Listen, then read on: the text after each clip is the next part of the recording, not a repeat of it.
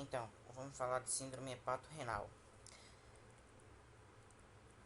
É uma forma de doença renal funcional sem patologia renal, ou seja, sem uma doença do parênquima renal, que ocorre em pacientes com hepatopatias crônicas, insuficiência hepática grave e hipertensão portal.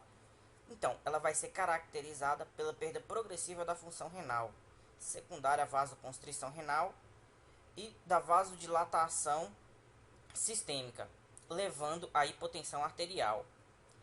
A sua fisiopatologia, então, primeiro, na maioria das vezes, vai decorrer de uma vasodilatação esplênica, com isso, ativando o sistema renina-angiotensina-aldosterona e o sistema noradrenérgico, com consequente vasoconstrição renal, gerando diminuição da taxa de filtração glomerular e a retenção de sódio e água, característica marcante da doença.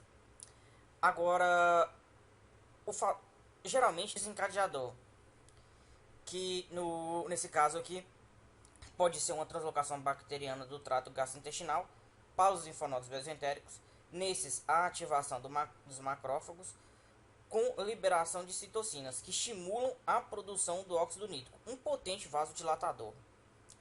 Ela pode ser classificada em dois tipos, tipo 1 e tipo 2, sendo que a tipo 1 é de rápida progressão, menor que 2 semanas, com com um prognóstico muito ruim. A creatinina maior que 2,5 mg por decilitro e o clearance menor que 20 ml por minuto. Lembrando que tem alguns artigos que defendem a não classificação com base na creatinina, e sim pela progressão, pelo tempo de progressão. A tipo 2 é creatinina maior que 1,5 e o clearance menor que 40 ml por minuto. Tem outros fatores precipitantes além da infecção, como o sangramento gastrointestinal, a infecção, especialmente por peritonite bacteriana espontânea, diurese intensa com rápida perda de peso, paracentese de grande volume, sem reposição de albumina. As manifestações clínicas, no seu estágio inicial, o comprometimento da função renal vai ser evidenciada pela deficiência de excreção de água e pela retenção de sódio, embora gere hiponatremia, porque absorva mais água do que sódio. Nos estágios mais avançados, o paciente começa a se queixar de astenia e anorexia. E um achado bem comum vai ser o aumento da ureia e da hiponatremia. Agora, nos estágios finais, o paciente já começa a ter náuseas, vômitos e sede. E a combinação de azotemia e hiponatremia é terminal, sendo que o paciente nessa situação praticamente fica fora da possibilidade terapêutica.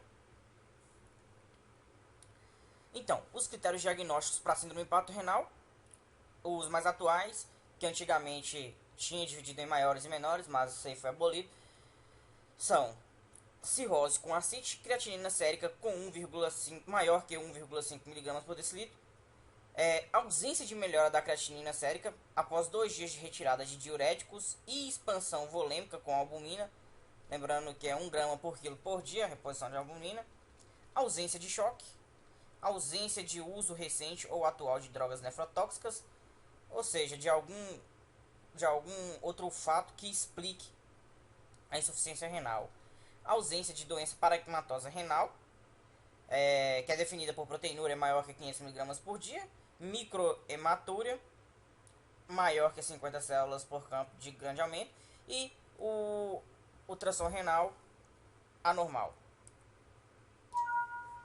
No tratamento, a gente tem um tratamento conservador, que é repouso, manutenção do estado volêmico e retirada de substâncias nefrotóxicas. O farmacológico é a associação de vasoconstritores mais albumina, lembrando que a albumina é 1 grama por quilo por dia no primeiro dia e depois mantém de 20 a 40 mg por dia. Os vasoconstritores aqui, o de preferência é a terlipressina, mas pode ser usado nora ou ocreotide. O TIPS vai ser bem resolutivo na tipo 2, mas tem alguns fatores que contraindicam o TIPS. Por exemplo, caso de encefalopatia hepática, é, e, e bilirrubina maior ou igual a 3 mg por decilitro. O transplante hepático vai ser o tratamento de escolha.